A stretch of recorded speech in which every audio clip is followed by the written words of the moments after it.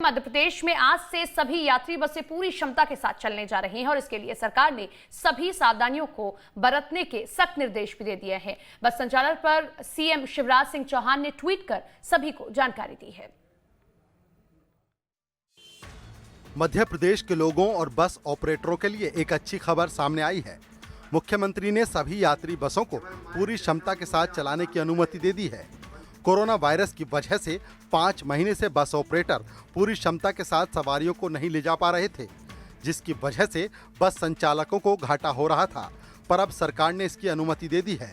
मतलब अब बसों में कोई भी सीट खाली नहीं रहेगी।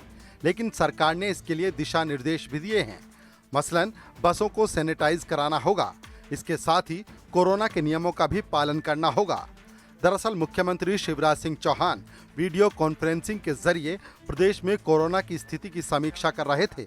इस दौरान सीएम ने कहा कि बस ऑपरेटर्स को 50% या कम क्षमता के साथ सवारी परिवहन से मुक्त कर दिया गया है। उन्हें कोविड-19 बीमारी की वजह से बसों को सैनिटाइज कराने और अन्य प्रावधानों का पालन जरूर करना होगा।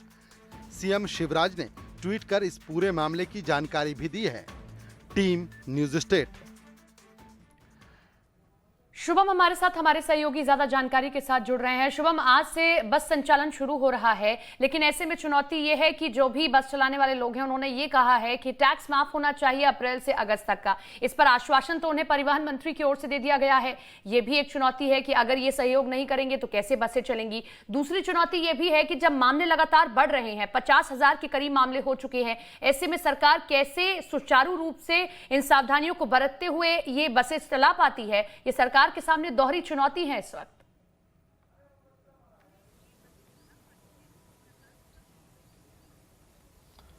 बिल्कुल ठीक कहा कि सरकार के सामने भी चुनौती है, मगर इन 3-4 महीनों में जब से बस सेवाएं मध्य प्रदेश में बंद हुई है, आप अंदाज़ लगा सकती हैं कि कितनी तकलीफ़, कितनी परेशानी आम लोगों को भी हो रही है। किसी को अगर एक स्थान से दूसरे स्थान पर जाना हो तो उसे कैब करनी पड़ती है, और कैब का किराया आप देखिए कि 2 से 3 गुना बढ़ गया है। जहाँ 2,000 रुपये लगने चाहिए वहाँ 6 से 7,000 रुपये लग जाते हैं।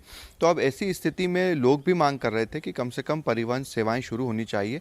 और आप देखिए कि अगर ये सेवाएँ नहीं भी चल रही थी तो कई हम देख रहे थे कि ट्रैवलर जो है वो चल रहे थे, उसमें भी कम से कम 30-35 लोग बिठा रहे थे। अब ये ज़रूरी हो गया था क्योंकि कई राज्यों में हम देख रहे हैं कि बस सेवाएं शुरू कर दी गई है, और किसी आम व्यक्ति के लिए भी किसी इमरजेंसी में उसे कहीं पर जाना है। हाल ही में पर्व थे, रक्षाबंधन का पर्व था, तो कम से कम बसें जो हैं वो चलनी चाहिए। अगर जितनी सीटें हैं उतनी सीटों पर भी सवारी बिठाई जाएगी, अगर वहाँ पर खड़ी नहीं रहे तो भी मैनेज हो सकता है। अब चूँकि टैक्स का आपने जिक्र किया है, 70 करोड़ रुपए का टैक्स जो है वो माफ़ करने की बात की जा रही है। 35,000 बसों का ये टैक्स 70 करोड़ रुपए है। प्रति बस के अगर आप हिसाब से देखें तो 20,000 रुपये प्रति बस आता है, और यही मांग काफ़ी महीनों से चल रही थी और ये कहा जा रहा था कि टैक्स माफ़ होना चाहिए। जब हमने बसें चलाई नहीं अगर 3-4 महीनों तक, अब हम सड़क पर नहीं गए तो किस बात का रोड टैक्स फिर दिया जाए। और इसी को लेकर मामला उलझा हुआ था। 50% सवारी के साथ भी सरकार जो है बात कह रही थी, मगर ये नोटिफिकेशन जारी नहीं किया गया था कि अगर 50% सवारी के साथ बसें चलानी है तो क्या फिर उसमें किराया भी दोगुना किया जाएगा अगर हमें आधी सवारी बिठा रहे हैं। मगर इन सब चीज़ों को लेकर सरकार के पास जवाब नहीं था, लिहाजा इसीलिए ये मीटिंग्स चलती रही। कल परिवहन मंत्री गोविंद सिंह राजपूत से भी मीटिंग हुई, उन्होंने भी समीक्षा बैठक की। फिर मुख्यमंत्री शिवराज सिंह चौहान के पास भी ये मामला गया और आखिरकार ये निर्णय लिया गया है कि आज से जो है वो बसें शुरू की जा रही है। टैक्स की जो बात है वो ये सरकार की ओर से आश्वासन दिया गया है कि आने वाले एक सप्ताह में आपका टैक्स भी माफ़ कर दिया जाएगा, मगर आप अभी बसों का संचालन शुरू कीजिए। इस पर विपक्ष ने भी निशाना साधा है कि किस तरीके से बसें चलाई जाएंगी और कैसे कामकाज किया जाएगा, ये देखना होगा। क्योंकि लगातार जो मामले, हम इसका जिक्र बार बार इसीलिए कर रहे हैं कि बसों का संचालन रोका ही इसीलिए गया था कि मामले ना बढ़ने पाए, क्योंकि सोशल डिस्टेंसिंग का पालन करना बसों में बहुत मुश्किल है। अब ऐसे में कैसे सोशल डिस्टेंसिंग का पालन हो पाता है, कैसे लोग मानते हैं, क्योंकि इससे पहले जब हम खबर देख रहे थे आपने ही जिक्र किया था कि ना तो लोगों को उतना ध्यान है और ना ही नेता उतना ध्यान रख रहे हैं। तो कैसे अब ये संचालन किया जाएगा, ये दोहरी चुनौती वाकई है अपने आप में।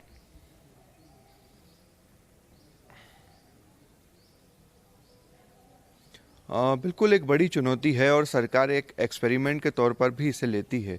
जैसे कि भोपाल में अनलॉक किया गया और मामले बढ़ते रहे, फिर 10 दिन का लॉकडाउन लगा दिया गया, ग्वालियर में 1 सप्ताह का लॉकडाउन लगाया गया। तो ये सब चीज़ें भी फिर स्थिति के अनुसार अगर बसों के जब संचालन से अगर मामले और बढ़ने लगेंगे, क्योंकि वहाँ पर भी कहीं ना कहीं जांच की जाएगी, इसमें कुछ चीज़ें बेहतरी से की जा सकती है अगर अभी भी सरकार करना चाहे, प्रशासन करना चाहे, कि जिन बसों में भी यात्री पहुँच रहे हैं उस बस अड्डे पर अगर एक स्क्रीनिंग सेंटर लगा दिया जाए हेल्थ डिपार्टमेंट की ओर से, और वहाँ पर जो भी यात्री आ रहे हैं उनकी एक बार वहीं पर स्क्रीनिंग हो जाए, यानी कि उनका टेम्परेचर चेक किया जाए, पल्स चेक किया जाए, जो एक सामान्य एक प्रक्रिया होती है, 2 से 3 मिनट का वक्त उसमें लगता है, तो शायद काफ़ी बेहतर हो सकता है। और वहाँ पर अगर ऐसा किसी को सिम्टम्स नज़र आते हैं तो आप वहीं से उससे अस्पताल जो है वो भेज सकते हैं, वहीं से उसका टेस्ट कर सकते हैं।